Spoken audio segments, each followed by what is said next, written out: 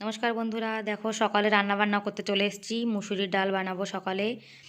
আর সকালবেলা তো রুটি খাবো, আর দুপুরে এরা সকালের একসঙ্গে রান্না করব। আর এদিকে দেখো দম আলুটাও কিন্তু হয়ে গেছে।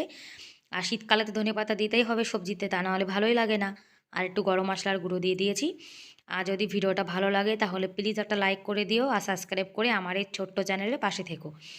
আর এদিকে না আটাটা আমি আগেই মাখিয়ে রেখেছিলাম, সকালে তো রুটি খাবো আজকে। আর আর শীতকালে দেখবে ঠান্ডা ঠান্ডা রুটি কিন্তু ভালো লাগে না। এই জন্যে গরম গরম রুটি বানিয়ে গরম গরমই খেয়ে নেব।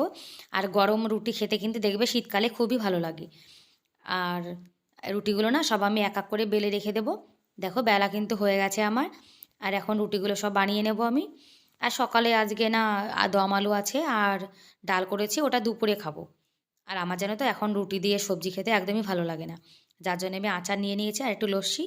আর এদিকে আমার বরের থালাও রেডি করে দিয়েছি, এখন খেয়ে নেব আমরা।